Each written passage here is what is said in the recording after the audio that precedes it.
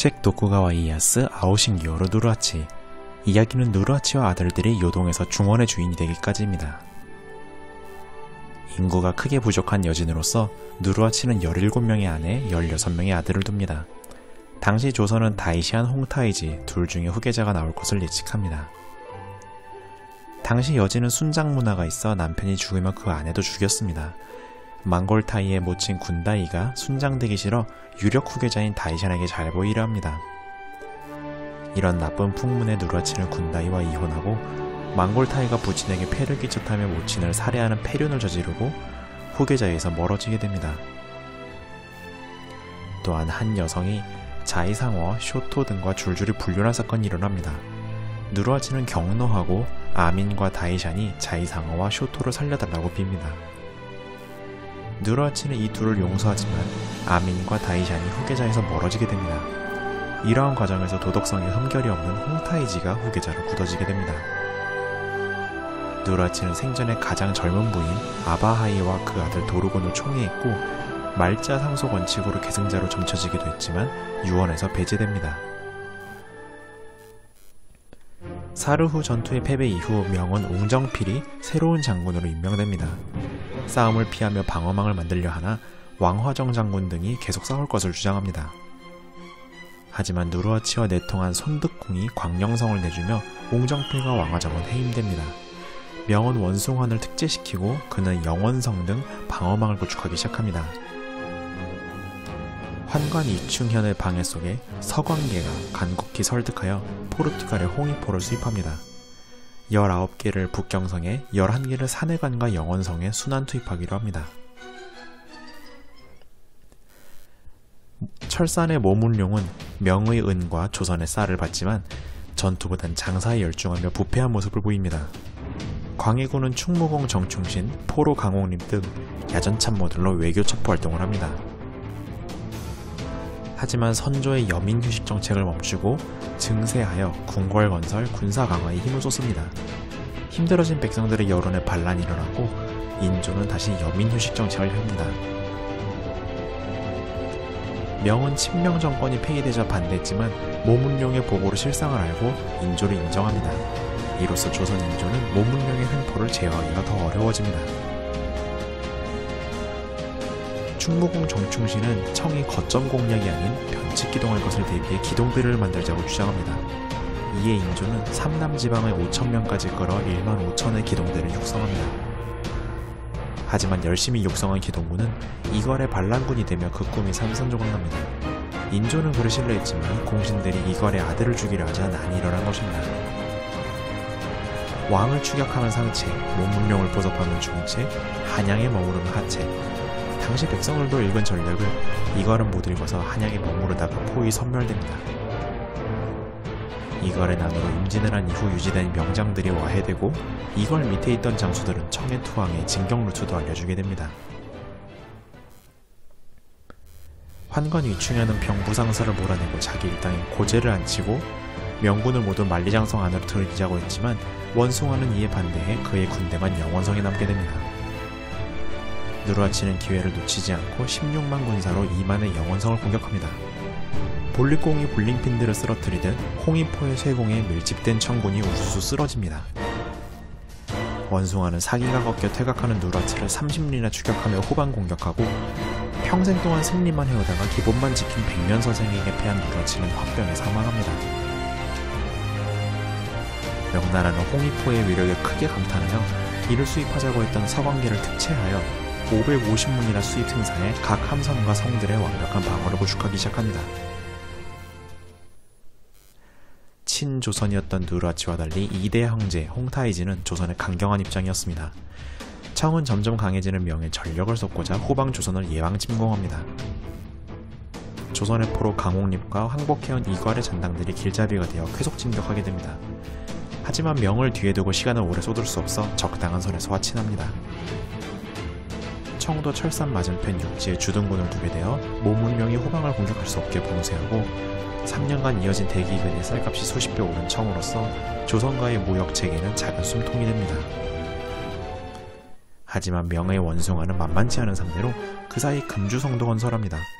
홍타이지는 영원성과 금주성 두 곳을 동시에 공격하지만 실패하고 명이 또다시 100km 전진하게 됩니다.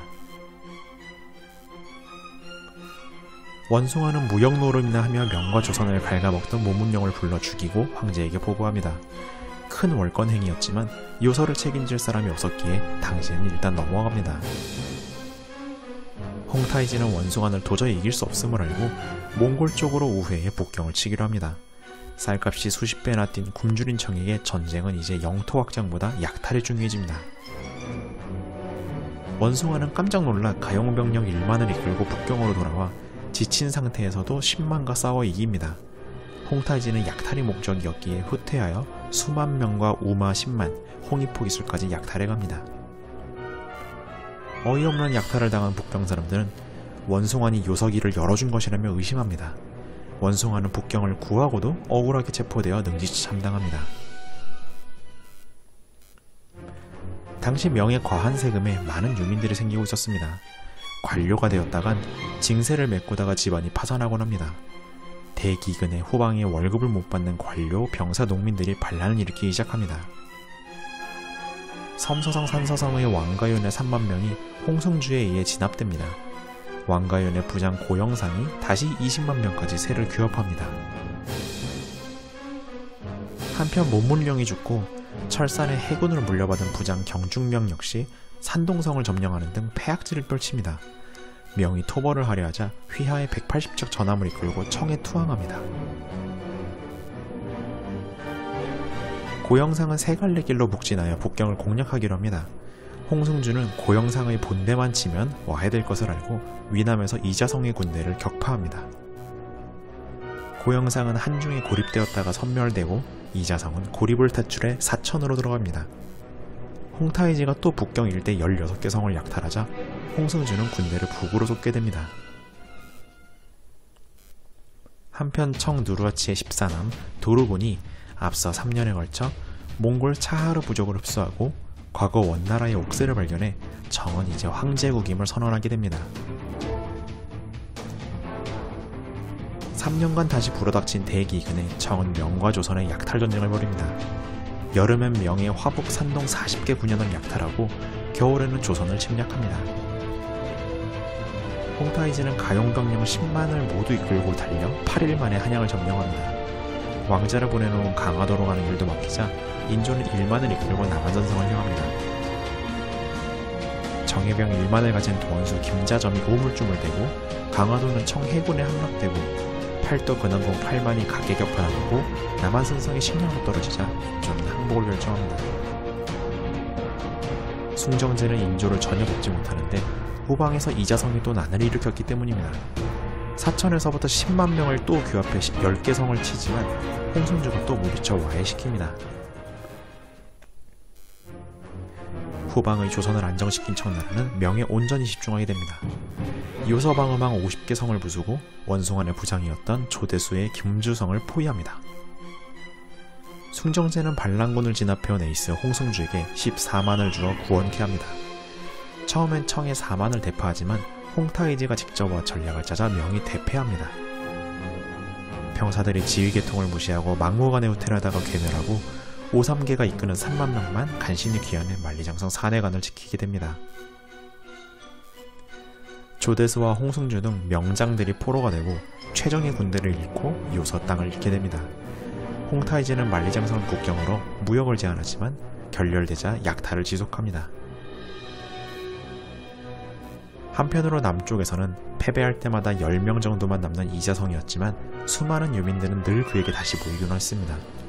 낙양성의 탐관 논리를 삶아서 백성들과 고기를 나눠 먹으며 다시 반란을 일으킵니다. 이 무렵 청황제 홍타이지가 공주의 사망으로 시리해 심장마비로 돌연사합니다. 8기군은 모두 도르곤을 다음 황제로 뽑았지만 장남 호오거가 이에 강력히 반대합니다. 도르곤이 실력자지만 호오거를 완전히 진압하긴 힘들었기에 다이샨이 중재하여 5살의 풀인을 황제로 하되 성인까지는 도르곤이 보좌하기로 합니다. 도르곤은 1650년 죽기까지의 7년간 상황으로서 호오거를 가둬 죽입니다. 도르곤이 죽은 뒤 풀인은 호오거의 아들에게 관직을 복권시켜줍니다. 1644년 4월 마침내 이자성에 의해 북경이 무너지고 명나라가 멸망합니다. 하지만 그의 군대는 기율이 떨어져 북경을 약탈합니다. 오삼계에 붙인 오양이 수탈당하고 애척 진원원도 이자성이 빼앗아가게 됩니다. 뒤늦게한 이자성이 이들을 풀어줬지만 이미 늦어 오삼계는 감정이 상하게 됩니다.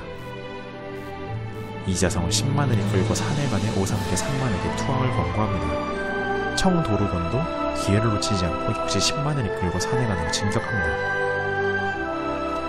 이자성에게 수적 열세로 점차 밀리자 오삼계는 도루곤에게 투항하여 도루곤의 기병 포병은 농민 보병 중심의 이자성을 쉽게 무찌르고 중원을 장악합니다.